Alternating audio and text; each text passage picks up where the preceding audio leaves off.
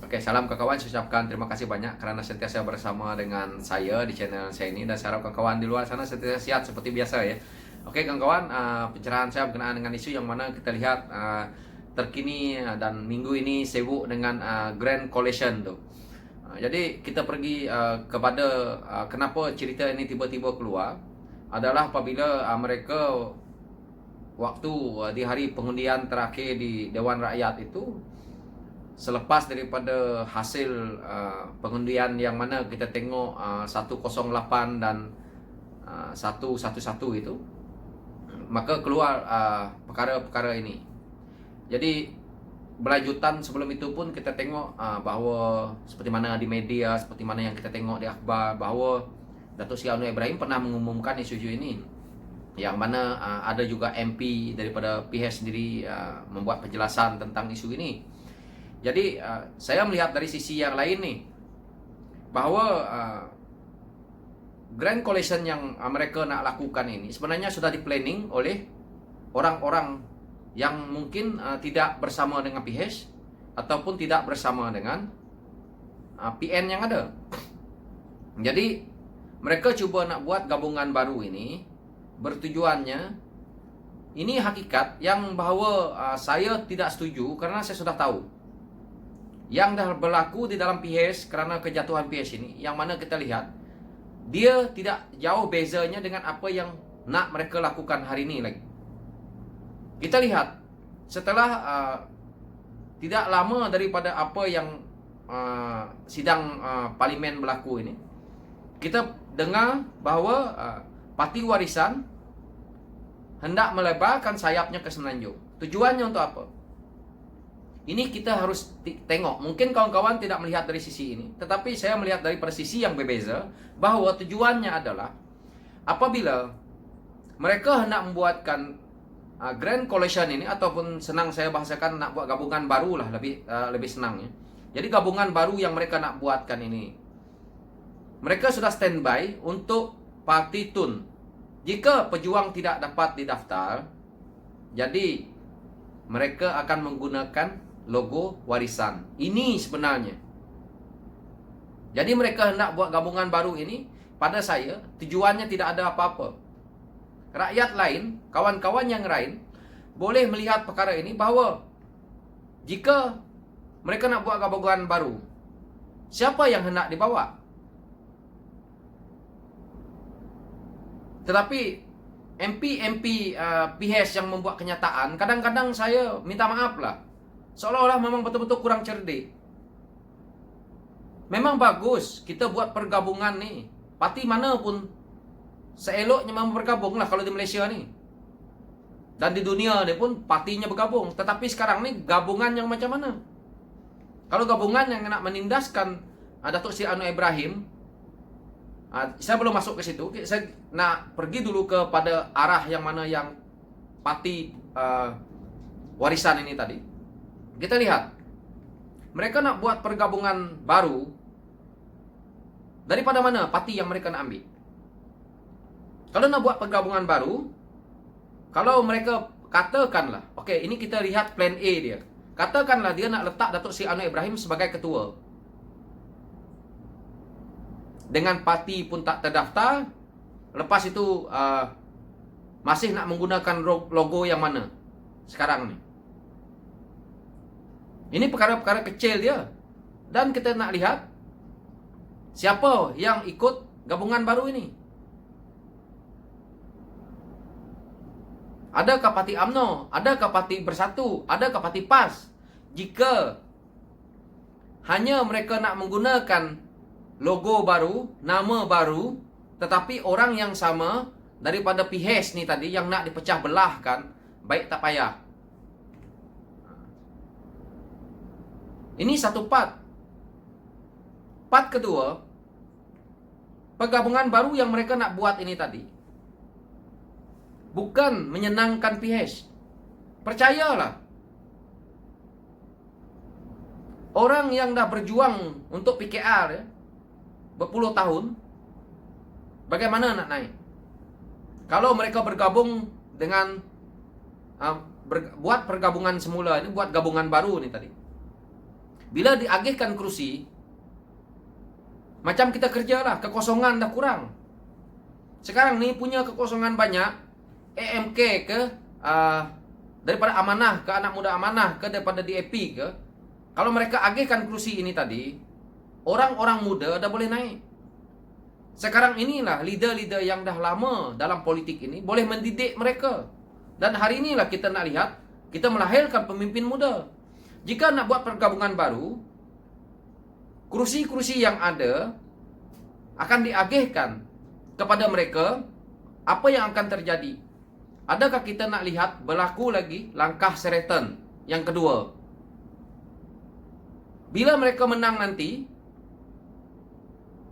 mereka keluar lagi seperti mana yang berlaku pada kerajaan yang ada hari ini. Langkah yang mereka ambil, keluar satu parti besar, keluar 11 orang mengkhianat, rosak satu parti, ataupun rosak satu gabungan. Nak lagi berlaku seperti ini. Jadi kalau saya lihat, mereka mengatakan pergabungan lagi, nak buat Grand Coalition ini, tidak ada maknanya apa-apa sama sekali untuk kebaikannya dalam PH ini.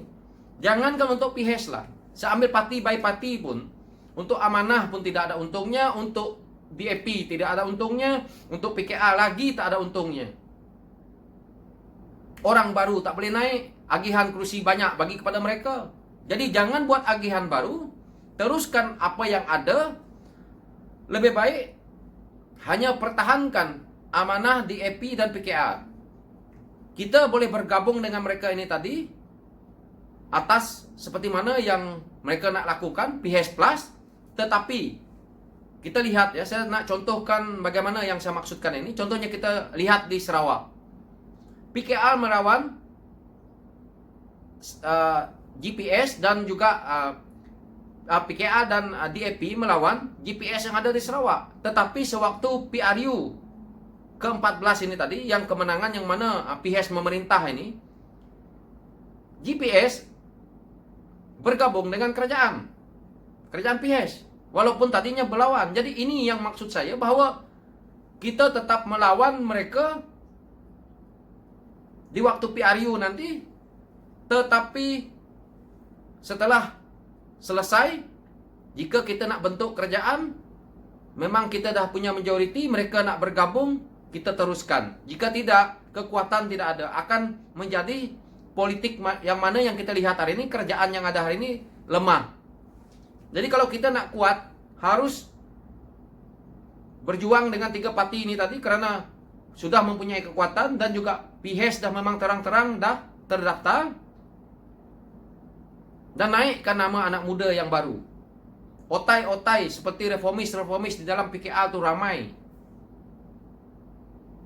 Kali inilah peluang untuk mereka nak naik. Bagilah ruang. Jadi untuk membuat gabungan semula lagi, ini akan cuba menyekat Datuk Seri Anwar Ibrahim sebenarnya. Ini betul-betul saya pun tak faham. Sebab itu yang kemarin saya kata parti nyamuk cuba nak ni parti gajah. Ni dia lah yang saya pakai. Saya tidak mau lah masuk apa lagi itu. Jadi begitulah. Tidak mudah kita nak mencari satu pemimpin, dan begitu lama kita menunggu, berjuang untuk Datuk Seri Anwar Ibrahim. Otai-otai ada yang dah meninggal dah pun. Berjuang mati-matian untuk nak melihat Datuk Seri Anwar Ibrahim menjadi Perdana Menteri, memimpin negara. Yang rakyat mahu hari ini, yang menyokong kepada PH, yang menyokong kepada PKR, yang menyokong kepada DAP, yang menyokong kepada Amanah, rata-rata ingin melihat Datuk Seri Anwar Ibrahim menjadi ketua pembangkang. Dan mereka ingin melihat apa yang Datuk Seri Anwar Ibrahim ini boleh buat untuk menang kali ini dan menjadi Perdana Menteri. Ini yang kita nak lihat. Tetapi kalau awal-awal cuba dipecahkan sekarang ini, kita dalaman nak dipecahkan oleh parti yang ada di luar, yang tidak juga bersama dengan PN, yang tidak juga bersama dengan PHES. Parti-parti ini, parti kecil pada saya, itulah yang saya kata parti nyamuk, cuba membuat porak-poranda di dalam PHES. Ini pula digunakan oleh pihak musuh, yaitu daripada pihak PN, yang adanya UMNO, yang adanya PAS. Makin mereka sukalah, ditambah lagi garamnya. Jadi apa yang berlaku sekarang nih, seolah-olah porak-poranda, ditambah lagi dengan apa yang leader-leader sendiri dalam PHES ini keluar ke kenyataan yang kita rakyat pun mendengar pun kadang-kadang muak. Keluarkanlah kenyataan yang saya suka dengar semalam, kenyataan daripada Datuk Seri Dr. Mujahid. Jadi berikan keyakinan bahawa kita nak Datuk Seri Anwar Ibrahim ini menjadi leader kita. Jangan ada bunyi bertolak dalih. Ini zaman teknologi, ini zaman orang punya IQ. Anak-anak muda dah nampak perkara ni. Jangan main politik yang tahun 60-an lagi. Orang sudah tahu. Tidak perlu nak bertolak dalih, tak perlu. Jadi mereka cuba bertolak dalih punya cerita. Kalau tidak nak bergabung dengan PHES, nak keluar, teruskan cakap nak keluar. Ataupun keluarkan satu parti sekali. Habis cerita. Saya faham, ramai orang yang menyokong PKR. Saya lihat di komen-komen saya. Tapi ini saya tidak nak ni lah. Cuma saya lihat mereka lebih suka PHES ataupun PKR ini tadi bertanding 222 kursi. Tetapi ini agak mustahil, saya paham. Cuma inilah luahan-luahan rakyat yang ada di luar. Cara pemimpin itu dengar. Janganlah kita sok sendiri nak bercakap seperti ini. Tak kira lah kita tu pemimpin daripada PHES ke, tak kira lah daripada pemimpin daripada kerajaan yang ada. Tetapi kalau sikap kita bertolak dalih dan sikap kita yang cuba nak membuat temberang lagi kepada rakyat, hari ini bukan caranya yang itu dah. Seperti saya buat video hari ini, sekejap saya buat dan sekejap saya upload, dah satu dunia boleh lihat. Jadi kita nak ketulusan daripada pemimpin kita yang kita sokong selama ini, buat satu penetapan yang betul-betul tegas bahawa kalau nak buat gabungan baru silakan, dan senang PKR boleh membentuk, dan senang PKR boleh planning apa yang perlu dibuat untuk orang-orang PKR. Jangan mereka sewenang-wenangnya last minute besok. Inilah sekarang ni mereka cuba porak-perandakan, tetapi mereka seolah-olah termakan hasutan. Jangan kita nak tengok ke belakang lagi bahawa parti-parti kecil yang tidak nak menyokong dengan PHES, tak nak menyokong dengan PM, kita sibuk dengan parti-parti kecil ini nanti. Hanya kerana 4-5 kursi yang ada hari ini, kita sibuk dengan dia, ketinggal bas kita nanti. Jadi ini yang saya tidak mau, bahawa esok bila dah kalah, menyalahkan lagi Datuk Seri Anwar Ibrahim. Hari ini pun kita lihat usaha apa yang Datuk Seri Anwar Ibrahim tak buat untuk cuba mengambil alih kerajaan. Hari ini ya kita tengok di akhbar bahawa apa, Datuk Seri Anwar Ibrahim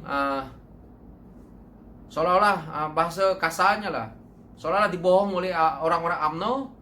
Itu saya sebenarnya sudah tahu perkara itu. Cuma kita rakyat, jadi kita tidak perlulah kita nak buka mulut. Tapi saya tahu bahawa yang masa dia mengatakan dia mempunyai jumlah yang untuk menjatuhkan kerajaan waktu itu, saya dah tahu memang itu ada pergabungan daripada UMNO. Karena saya tahu seperti mana kawan-kawan yang ada di luar sana.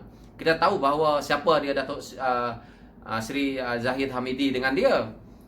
Tapi saya tidak baca yang lain lah, cuma saya baca di situ bahawa, tapi yang saya lihat sekarang ni ada sebut lagi nama Najib apa semua. Dan pada saya lebih bahagia melihat PHES yang ada hari ini, walaupun 91 kursi, saya rasa kekuatan sudah ada. Dan saya tak nak kalau bergabung pun kita ambil alih kerajaan hari ini, nanti kita termakan budi. Bila termakan budi, orang-orang yang patutnya dituduh ataupun orang-orang yang tidak amanah dalam kerajaan selama ini, adakah kita boleh ambil tindakan kepada mereka? Lebih baik yang ada hari ini, naikkan anak muda yang baru bertanding untuk mereka tahu untuk persiapan kita ke arah akan datang, supaya mereka boleh menjadi pemimpin yang baik. Lebih baik kita bimbing yang ada tu, naikkan, dan kita tidak menghadapi masalah jika kita masih menggunakan otai-otai politik yang ada di dalam parti-parti politik lain ini tadi untuk nak bergabung dengan kita. Kerana seolah-olah kita nanti dah termakan budi mereka melakukan kesalahan, kita pun tidak boleh nak buat apa. Negara kita ini seolah-olah kalau begitu PH ini tidak dapat nak menjalankan kerja besok kalau menjadi kerajaan. Itu saya kata lebih baik PH jangan ambil alih kerajaan yang ada hari ini. Kalau PH nak ambil alih kerajaan hari ini, yang mana yang saya pernah katakan di video saya, bahwa lebih baik kalau boleh dia bergabung dengan GPS. Tak apa, satu komponen. Jadi kita tahu GPS ni daripada Sarawak, parti lokal. Nah, habis cerita dekat situ partnya. Jadi kita tak nampak ada berlaku di pusat ni bahawa penyelewengan ke bagai-bagai isu lah. Jadi habis ceritanya dekat situ. Kerana itu saya pernah katakan lebih baik kalau nak bergabung ni ambil saja. Tapi kalau nak ambil UMNO, seperti mana yang kita tahu, mana yang menyokong kepada PH, yang mana yang menyokong kepada PKR, yang mana yang menyokong kepada DAP, Amanah, mana mahu. Rakyat tidak mahu ni pemimpin ni. Kalau orang PH, Najib masuk ke dalam PH, contohnya Datuk Seri Najib lah, maaf cakap, dia masuk ke dalam PH. Bolehkah orang-orang PH di bawah ni terima? Yang mereka kritik selama ini. Yang ada hari ini pun, kita lihat Tun pun dikritik habis-habisan kerana isu yang seperti inilah. Berbeza lah, tapi isunya pengkhianatan ini berlaku, orang salahkan Tun. Yang mana kita lihat mereka selalu pertahankan bahawa Tun tak letak jawatan pun akan tumbang PH. Bukan masalahnya isunya itu. Kita lihat kekuatan PH yang ada hari ini 91 kursi. Inilah kadang-kadang saya nak tengok apalah komen ahli-ahli politik ini, belajar dan fikir balik. Saya kadang-kadang kecewa dekat sini. Apa yang mereka katakan kepada rakyat bahawa tanpa Tun pun tumbang. Kita lihat sekarang ni kekuatan PH ada 91. GPS tu ada 19. Kiralah sendiri.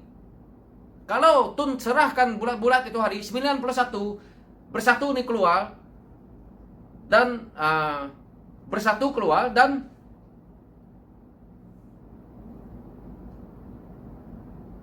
GPS ini tidak keluar dan yang 11 orang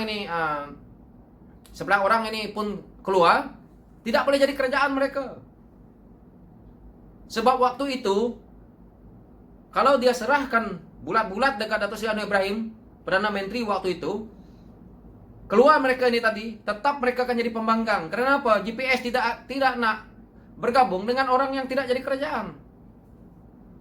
Ini je jawapan mudahnya. Kenapa mereka nak memusingkan tanpa Tun pun, letak jawatan pun segini, akan jatuh juga PH? Tak jatuh lah. 19 campur 91. Campur lagi yang 2-3 orang ni yang bebas ni. Tak cukup. Itu pun tak boleh nak kira ke? Jangan bagi alasan. Inilah yang saya kata. Alasan mereka itu saya tidak boleh nak terima. Mungkin pandangan saya ni agak sinis kepada mereka, tetapi inilah hakikatnya. Okey kawan-kawan, saya sekian dulu. Nanti saya sambung lagi di lain waktu.